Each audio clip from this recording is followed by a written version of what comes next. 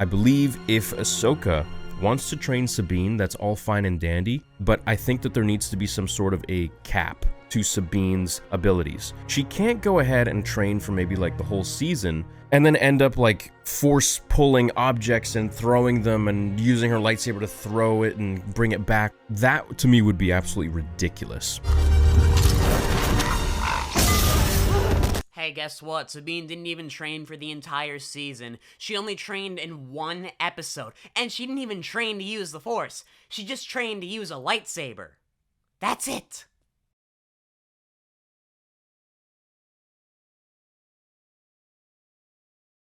Oh, but I guess he's okay with Sabine using the Force now, so it's fine. Whatever. Doesn't matter. Now, Sabine could spend like a whole year to train in the Force, and she would maybe be able to move the cup. I'm okay with that. I think that's fine. If you're being trained by the apprentice of the Chosen One, and you're after a year being able to move a cup, okay, cool. But if she's gonna go anything beyond that...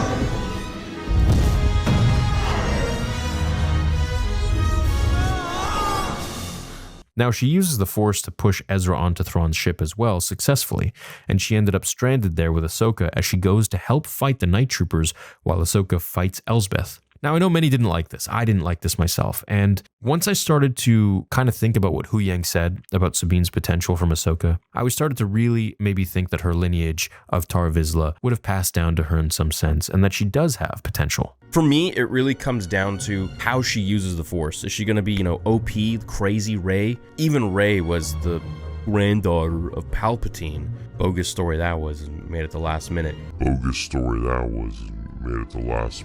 But that at least makes sense if you do have a granddaughter of Palpatine, that they would be able to do these kinds of abilities and perform these kinds of abilities. But with Sabine, I don't think so. Unless she's Tor Vizsla's descendant or something like that, but I don't think that's the case. So her lineage of Tar Vizsla would have passed down to her in some sense, and that she does have potential. Unless she's Tor Vizsla's descendant or something like that, but I don't think that's the case. So Rey being the granddaughter of Palpatine is bad, but Sabine being the descendant of Tar Vizsla is fine? That is such bullshit. How come Pre Vizsla didn't have the Force? Surely Pre Vizsla, being the dedicated Mandalorian he is, would want to train to use the Force while he wields the Darksaber into battle, just like Tar Vizsla before him. I hate the sequels in Rey with a passion, and I do think that Rey's powers are bullshit, but how are Sabine's powers fine, but Rey's aren't? Rey is the granddaughter of the most powerful Sith Lord to ever exist. Palpatine only died like a decade before she was born. Tar Vizsla is nothing special. He's just a guy with the Force. He's not like Anakin, Luke, Leia, Yoda, or Palpatine. He's just a guy who happens to have the Force and happens to be a Mandalorian. Tar Vizsla died over 1,000 years before Sabine was even born. There's so many other descendants of him. How come they didn't use the Force? Having the Force could help them retake Mandalore, would it not? But I think if she's going to go in there and maybe have some Force sensitivity in the sense where she can have, some perception of movements and attacks, or maybe she's able to, something super weak. She's got to be really, really, really nerfed. I'm talking, think of a youngling and then nerf the youngling. I think then that would be acceptable.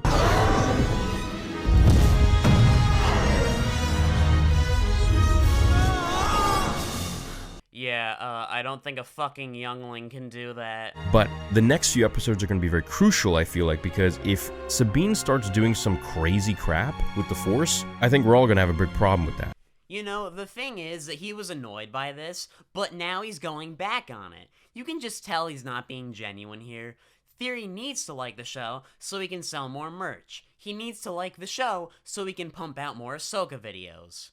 It is currently October 5th, and Star Wars Theory has 55 Ahsoka videos. 50 fucking 5! That's insane! Dude, what the fuck? The term grifter is thrown around so much now, but this guy's a fucking grifter! He's straight up lying to all his fans so he can make more money. If Star Wars Theory publicly said he didn't like Ahsoka, then people would start questioning why he has so many videos on a show he supposedly hates. So to avoid the trouble, he lies to his fans. This dude made an entire video about why he thinks Sabine being Force sensitive is bad, but now he doesn't have a problem with it? There's more evidence to prove that he's a fucking liar. Theory gave the first 3 episodes of Ahsoka a 9 out of 10. He gave episodes 4 and 5 a 10 out of 10, and he gave episode 6 an 8 out of 10. As stupidly high as these rankings are, I normally wouldn't care because, it's just his opinion and he's free to have it. But he later said that episode 6 is the best episode of any Star Wars show. The best episode.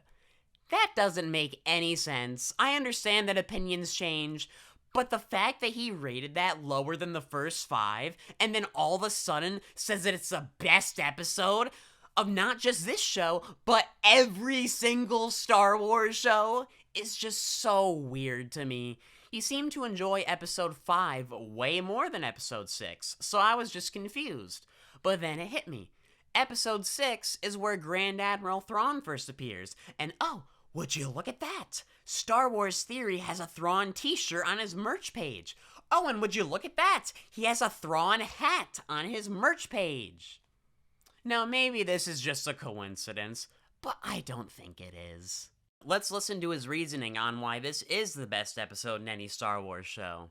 Episode 6 of Ahsoka for me was by far the best episode, I think, of any Star Wars show that we've had to date. It just really built up so many of the characters that we've been waiting to see for the last 5 episodes, but it also finally opened up so much with Baylan and Shin, and I think these were 2 characters that we really wanted to learn about since the beginning, since we saw them on that ship in the very beginning of the first episode, where these guys are wielding orange lightsabers, and they're just very mysterious, and we're wondering, who are they? Shin's got this Jedi braid, but she's not a Jedi. They're not Jedi. So it makes you wonder, right? The whole time we were so invested in these villains, and we wonder, what's their overall outlook on the Jedi and the galaxy. So it's the best episode because it gave us Ezra and Thrawn, and had a little exchange between Baylan and Shin. What?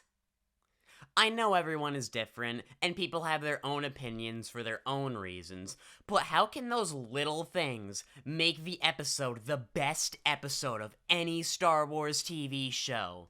His reasoning is so stupid. It's his favorite episode because it has 2 character reveals and a couple-minute scene with a slight amount of character development. Doesn't make much sense to me. If he was truly blown away by this episode, then he would have been sucking off Dave Filoni on Twitter like he did for the first 5 episodes.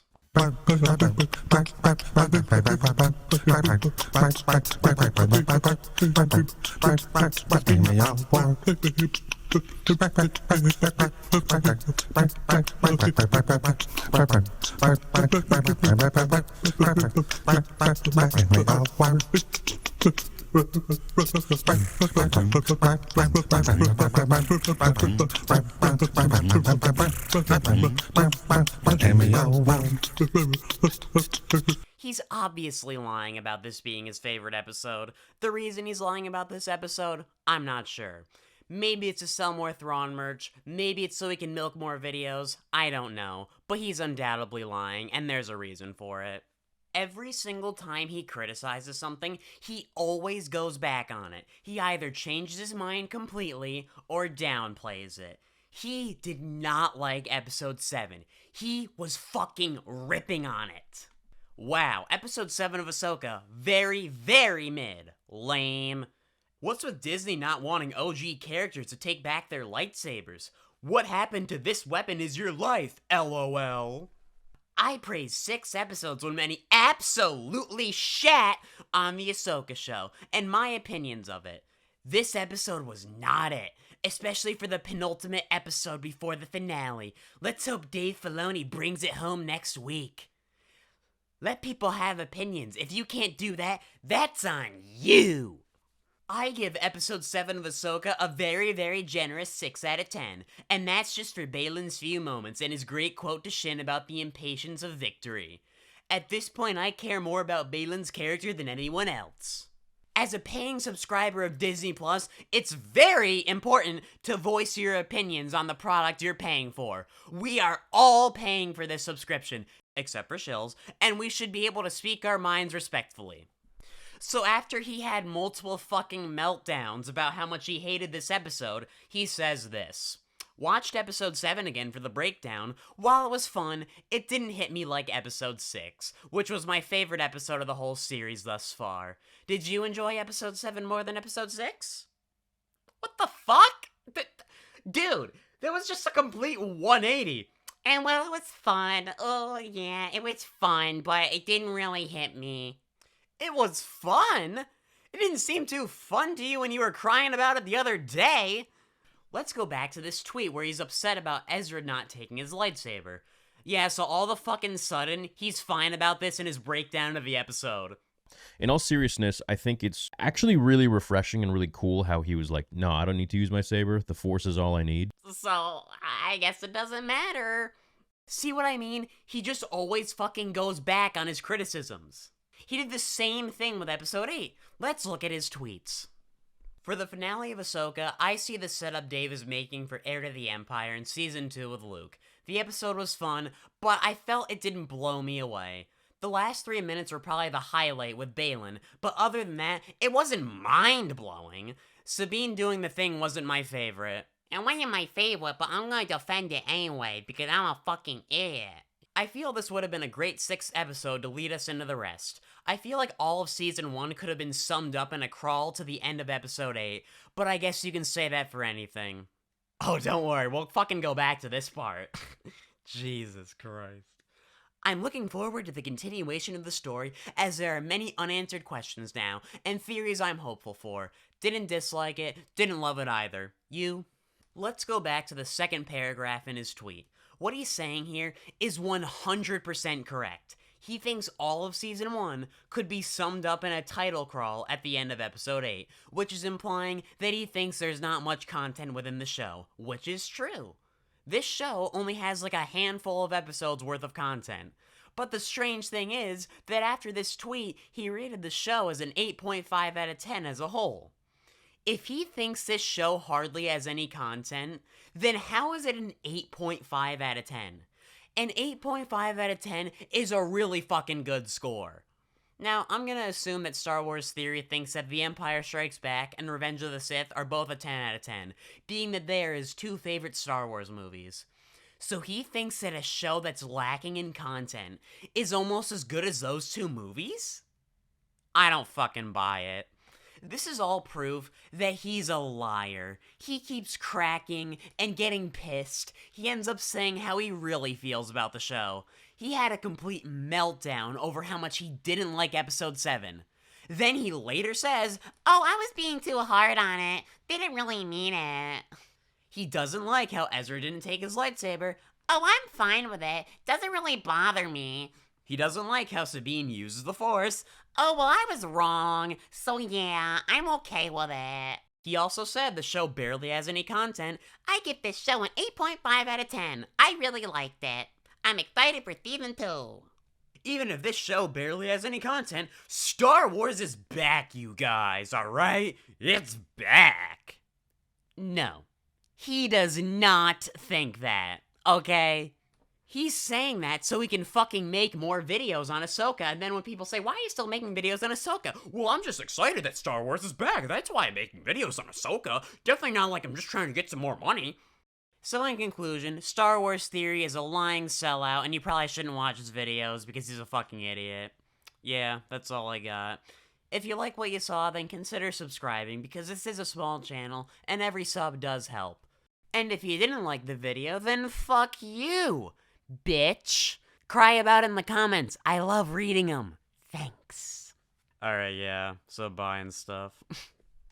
I don't like The Last Jedi. I don't have to feel I have to tailor what I have to say in order to make you feel better about liking it or not liking it. The Last Jedi is a great film. If you come to my channel, you get real. When the fuck did I say that? That must have been an old-ass video. What the fuck? When did I say that shit? A few moments later. Have I been living a lie? Am I suffering from, like, Some memory loss? I would see the film twice just for those 2 flashbacks alone. What fucking flashbacks? What flashbacks were in the movie? With the green lightsaber? It was my first video after seeing The Last Jedi.